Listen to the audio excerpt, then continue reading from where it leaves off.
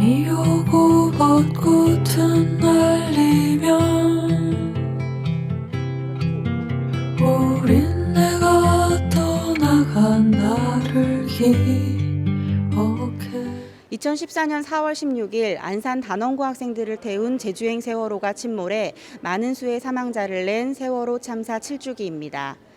2021년 4월 10일 구로 지역 시민단체와 주민들이 세월호 참사 7주기를 추모하는 마음으로 주연숙 감독의 영화 당신의 4월 영화 공동체 상영 후 감독과의 자리를 마련하였다고 합니다. 주연숙 감독님 모시겠습니다. 함께 박수로 부탁드리겠습니다.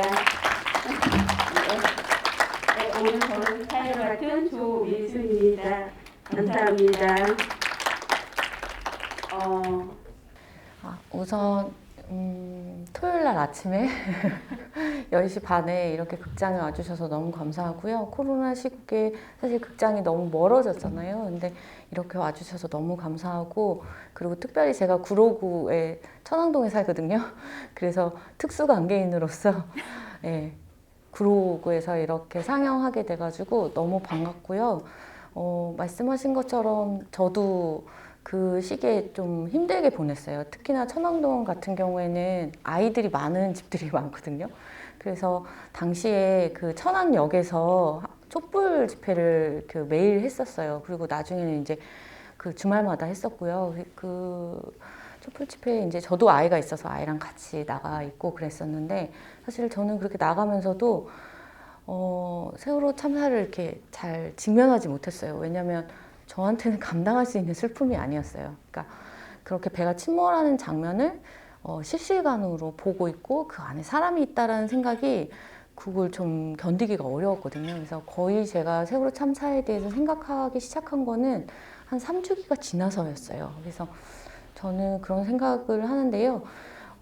이게 어떤 하루에도 어떤 일들이 딱 생기면 그 일들이 막 이게 뭐지? 기분은 되게 이상한데 이게 설명이 안 될 때가 있잖아요. 그러다가 밤쯤 되면 그때 어떻게 했어야 돼? 막 이러면서 이불킥하고 그러잖아요. 그런 것처럼 사실 세월호 참사는 너무 큰 슬픔이었기 때문에 실제 그거를 제대로 보는 데는 오히려 저는 되게 많은 시간이 필요하다라는 생각이 들었고, 제가 그런 사람이기도 했고요. 그래서 그 세월호 참사에 대한 슬픔이 여전히 여러분들 안에는 남아있고, 그리고 사실 너무 슬픔을 외면하고 싶잖아요. 그래서 그 외면하는 게 어떻게 보면은 또 당연하다, 자연스러운 일일 수도 있다. 근데 그 외면하는 마음이 진짜 싫어서가 아니라 이게 너무 커서이다라고 저는 생각을 해요. 그래서 그 당시에도 열심히 하셨던 분들도 계시지만 지금 또 이렇게 이 자리에 와 계신 분들이라면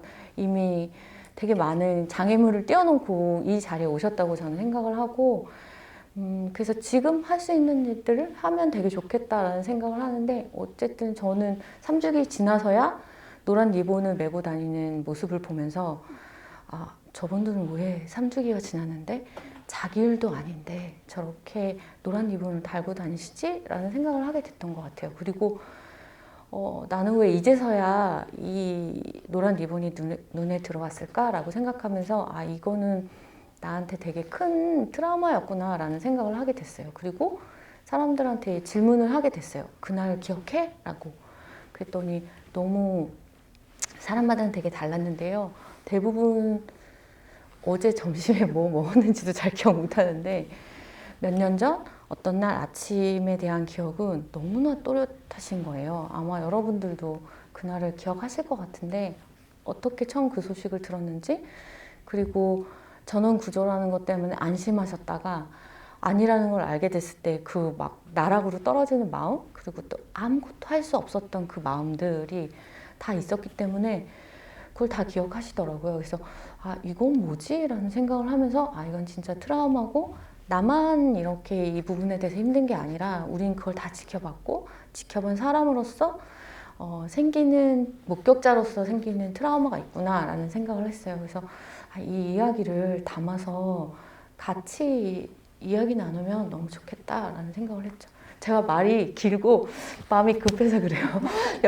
보통 극장에서는 길게 시간을 안 내주거든요. 그래서 한 30분, 이미 또 영화를 많이 보셨기도 하고.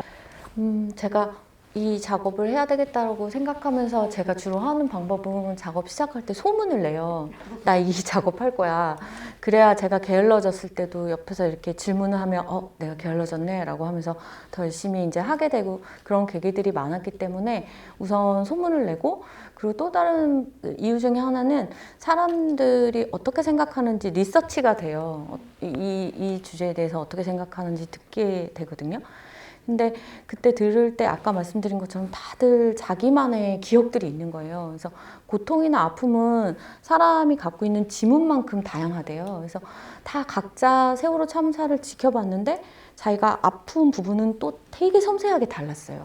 그래서 그 이야기를 좀 촘촘히 담고 싶었고, 그러면서 이제 그 각각의 필요한 분들을 열심히 자료조사를 해서 찾았는데, 예를 들면 카페 사장님 같은 경우에는 그 청와대 앞에서 사실은 정권에서 워낙 억압을 많이 했기 때문에 그 유가족분들이 청와대 앞에를 많이 찾아갔었거든요. 특히나 초반에 그 모습을 지켜봤던 분이 저는 필요했었고, 근데 마침 이분이 심지어 촛불 집회 때 9년 만에 여기까지 오시느라고 고생하셨습니다 라는 이 글자도 붙여놓으신 분이었던 거예요. 그래서 이분한테 이야기를 들으면 되게 좋겠다라는 생각이 들었고, 그 다음에 선생님, 왜냐하면 제가 그 리서치 기간에 만났던 선생님들이 대부분 되게 힘들어 하셨어요. 왜냐하면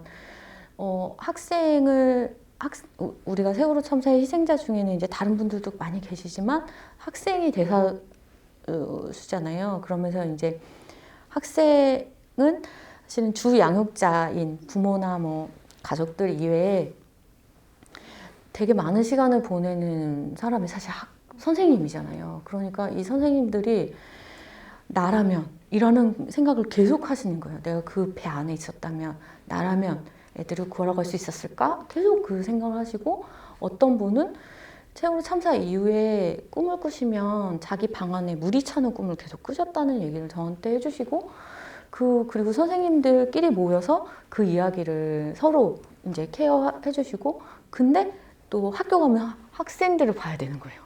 그러니까 이제 그런 것들 때문에 되게 힘들어 하셨다는 이야기를 들어서 선생님 이야기를 꼭 하고 싶었던 게 있었고, 그 다음에 학생들, 그 당시 학교에 있었던 학생들, 과연 이 학생들은 이 사회에 대해서 뭐라고 이야기할까 되게 궁금했어요. 그래서 그 학생, 그 다음에 이제 그 기록하시는 분, 그 다음에 어민분, 이런 식으로 해서 그 현장에 가장 가까이 계셨던 또 어민분 이야기도 저한테는 되게 중요해서 그렇게 해가지고 섭외를 했고, 근데 가장 흥미로웠던 거는 제가 섭외 전화를 드리면 다들 그 얘기를 하시는 거예요.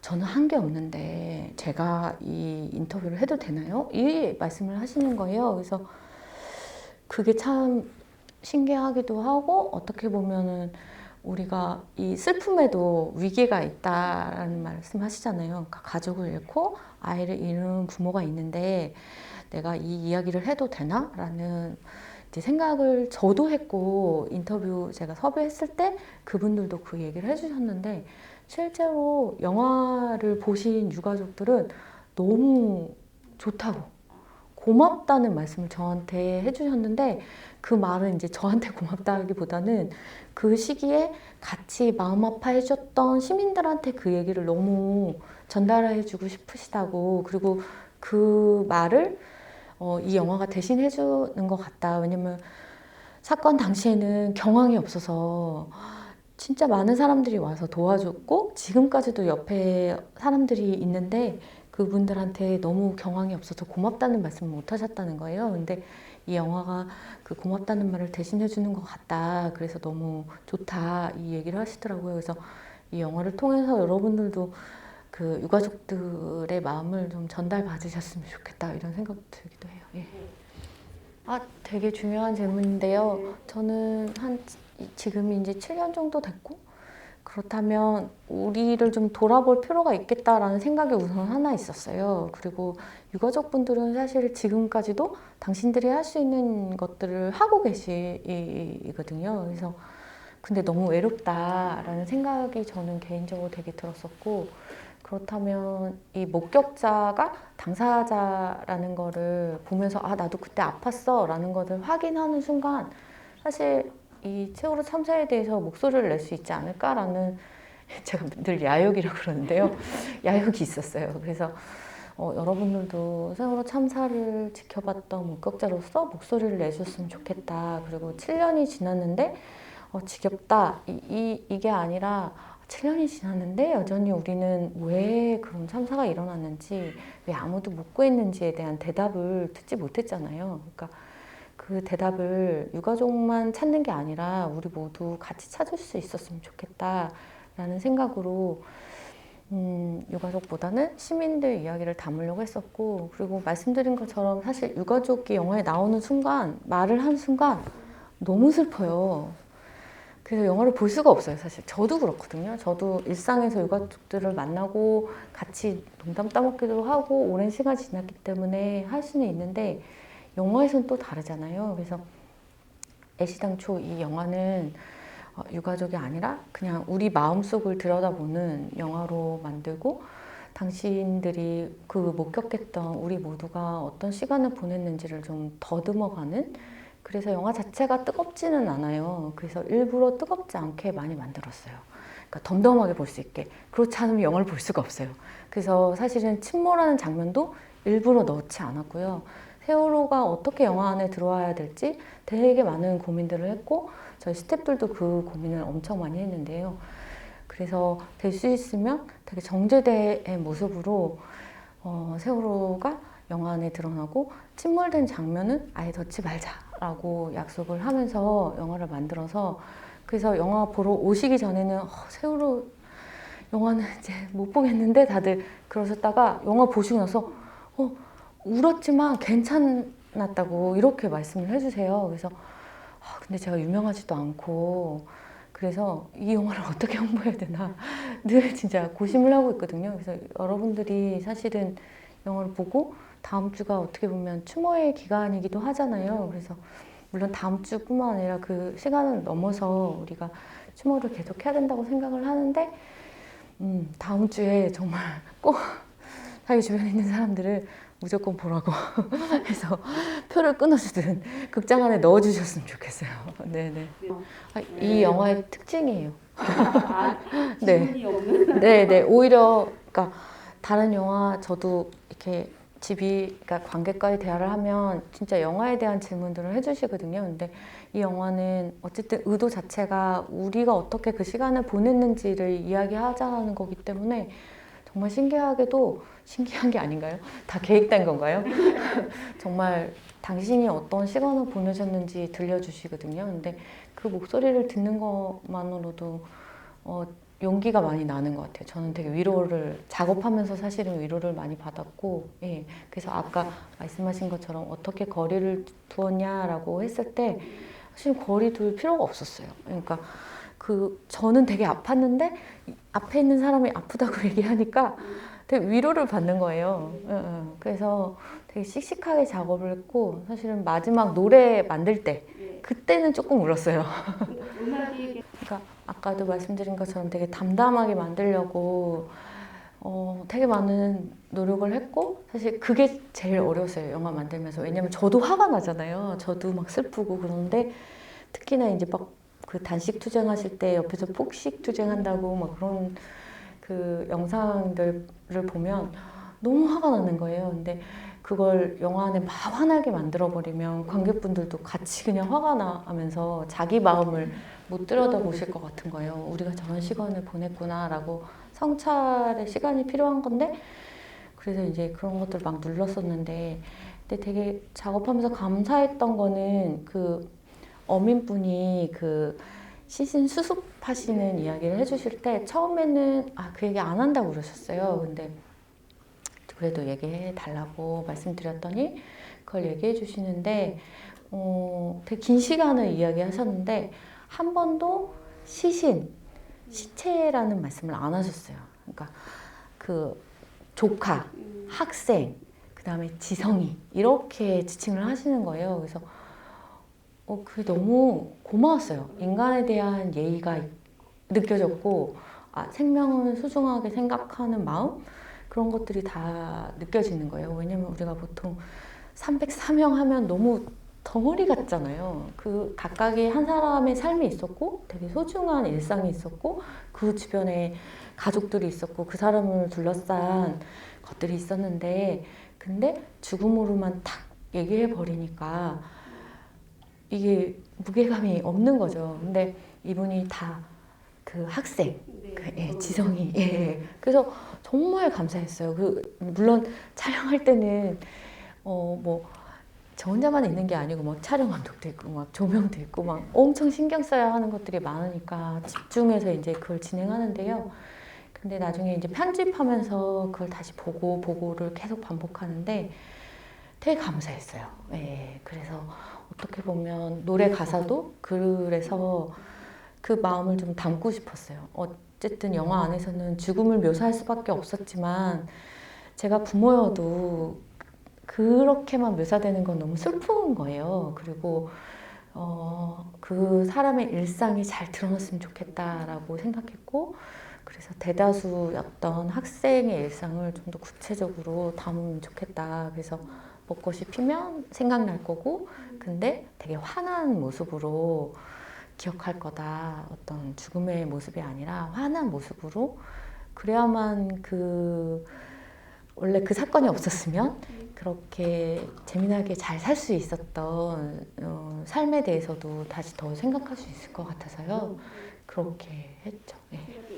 사람들이 보고 왜 우리가 그렇잖아요. 영화가 다 마음에 안 들어도 어떤 한 장면이 되게 마음에 들면 그 영화가 마음에 들잖아요. 그래서 보시는 분이 자기 기억을 좀 그리고 이렇게 만날 수 있는 그런 걸로 쭉 잡았어요. 저희가 하면서 그 사건이 일어나고 그 이후의 시간들을 쭉 조사해서 우리가 어떤 시간을 보냈는지 이렇게 막 그래프도 그리고 막 별짓을 다 했거든요. 근데 그 중에서 어떤 장면들이 사람들 마음 안에 닿는 게 있겠다라는 거를 중심으로 해서 담았는데 그 중에 제일 중요한 게 그날의 기억이었고 좀 크게 그냥 뭉뚱그려서 얘기하면 또 다른 하나는 그런 사건이 났을 때 그 피해자 유가족 분들을 폄하하는 사회를 보면서 더 충격을 많이 먹었다 이렇게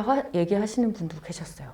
그러니까 애도하고 그 사람들을 이렇게 같이 이렇게 좀 해야 되는데 그러지 못했잖아요. 그 시기에는. 그러니까 너무 그거 자체가 내가 이런 사회에서 살고 있구나라는 참혹함? 그런 걸 느끼셨다는 분이 계셨고 또 다른 분들 중에 하는 그 분들은 왜 이게 밝혀지지 않는지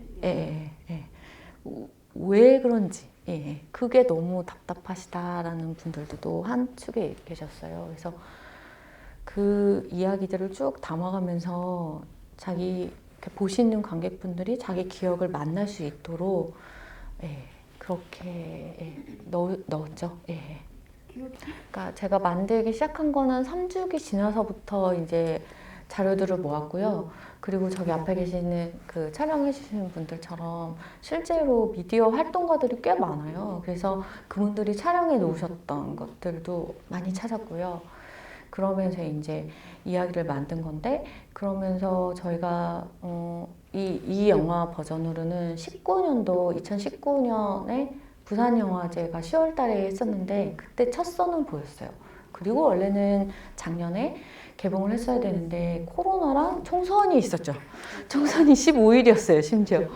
그래가지고 못하겠다 이렇게 배급사에서 얘기를 했고 좀 기다렸다 하자라고 하면서 원래는 가을에 하자 이렇게 했었는데 뭐 누가 알았겠어요. 이렇게 아직까지 마스크를 쓰고 있었죠. 근데 힘들더라고요. 6주기 때 아무것도 안 하고 그 다음에 총선 때문에 이슈도 안 되는 거예요. 그러니까 정말 다 잊었나?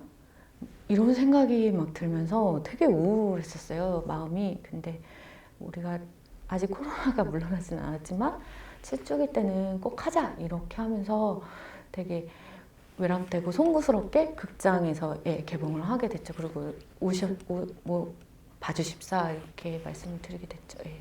되게 감사해요. 이게 발매를 했어요. 그래서 지니, 멜론, 뭐죠? 어디죠 또? 그 엠넷 뭐 이런 데서 다 찾을 수 있어요. 예, 멜론 뭐 이런 음원 사이트에서. 그래서 당신의 4월이라고 치시면 그 곡이 있고, 이 음악을 만든 저희 전체 영화의 음악 감독이 이민휘 음악 감독인데요. 원래 가수세요.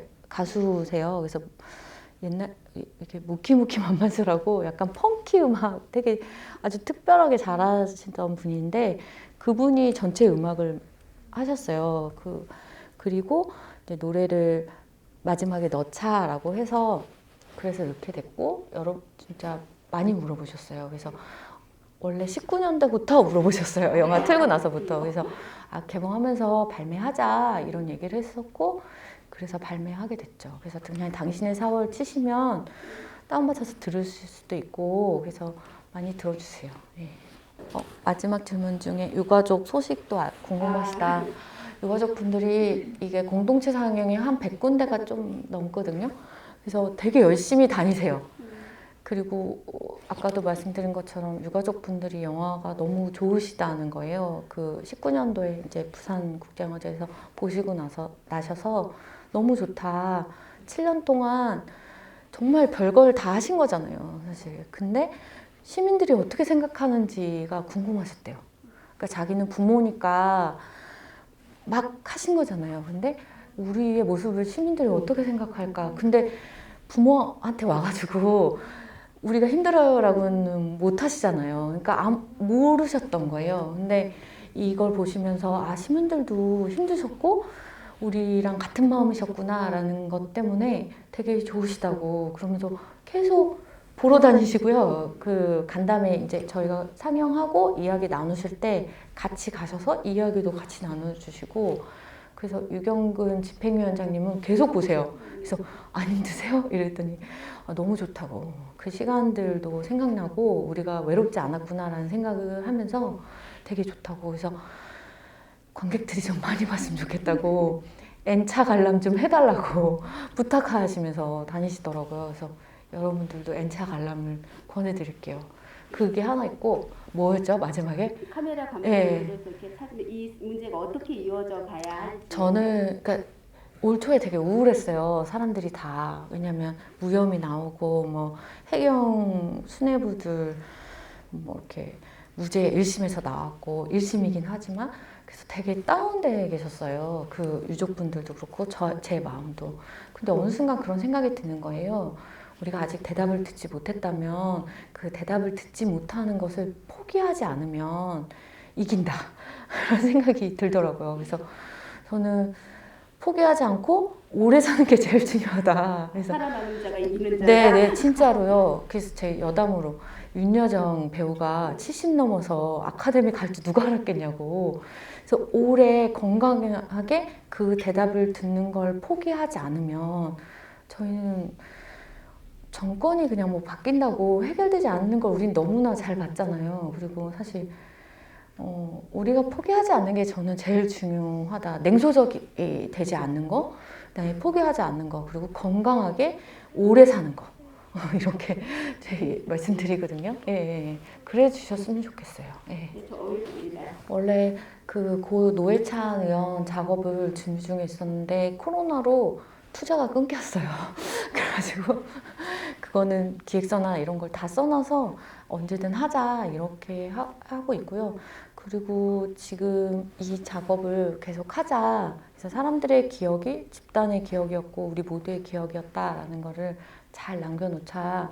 그래서 선생님들 이야기 조금 할 것 같아요, 내년에는. 그래서 그 당시의 기억들, 그 이후에 어떤 마음들이었는지라는 것들을 꼭 뭐 개봉을 하지 않더라도 어쨌든 볼 수 있도록 계속 작업을 할 생각이에요.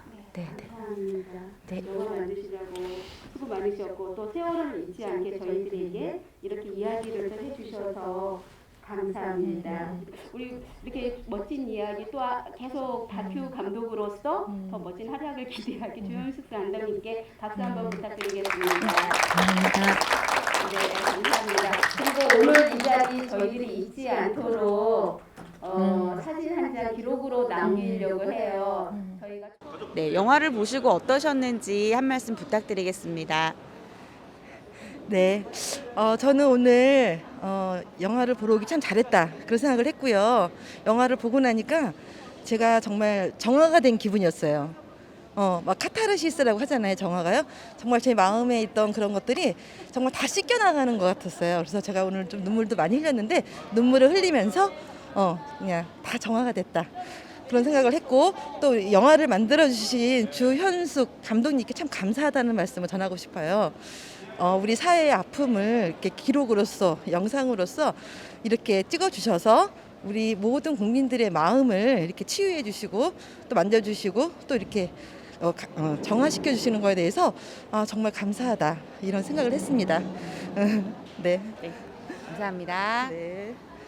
제가 집에서 새아이만 키우다가 바깥으로 나와서 안전교육을 하게 된 게 사실은 세월호가 그 계기로 해서 그해 9월에 바깥으로 나왔거든요. 그래가지고 소감에도 잠깐 적었지만 부모가 돼서 아이를 낳고 키울 때 딱 18살만 키우고 그 아이가 나보다 먼저 갈 거라는 건 아무도 상상을 못 하거든요. 그런 상상이 가능하다면 아이를 안 낳았겠죠. 그럼에도 불구하고 300명 이상의 304분이 내 아이를 잃었잖아요. 그런 거에 대해서 우리 사회가 아직도 사회적으로 합의되지 않은 이 세월호 사고에 대한 안전규명 꼭 돼야 된다고 생각을 합니다. 그리고 개인적으로 많이 담담해졌다고 생각을 했는데 또 다시 보니까 그때 제가 저희 아이의 교복을 다리면서 울었던 기억이 굉장히 많이 나고 지금의 또 둘째가 딱 고운 아이더라고요. 18살이더라고요. 그때 이렇게 자꾸 저의 이야기하고 오버랩 돼가지고 좀 많이 생각을 하고 앞으로도 절대 잊어서는 안 될 것 같다고 생각이 듭니다. 감사합니다. 회복의 마지막 단계는 일상으로 복귀하는 것이다라는 영화의 메시지가 가슴속에 많이 와닿습니다. 세월호 유가족들과 세월호 트라우마를 겪은 모든 국민들이 빨리 일상으로 복귀할 수 있도록 진상규명이 이루어졌으면 좋겠습니다. 잊지 않고 목소리를 내는 데에 구로마을 TV도 함께하겠습니다. 구로마을 TV 김현주였습니다. 감사합니다. 유가족들이 지금 만나면 지금이 더 참혹하다는 얘기도 하시잖아요. 반면에 여전히 해결되지 않은 많은 것들이 있어요. 4월 16일이 오는 것을 어떻게 해요? 그걸 제가 없앨 수는 없잖아요. 이 문제가 해결되지 않으면 앞으로 나아갈 수가 없다는 생각을 해요. 때로는 멈추거나 때로는 게을러져도 그냥 이거는 제 싸움인 거예요.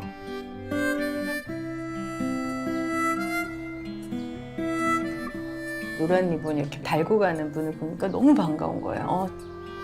세월호라고 하는 거는 우리가 어떤 시간을 살아야 될지를 보여주는 것이기 때문에 계속 기억해내야 되지 않나.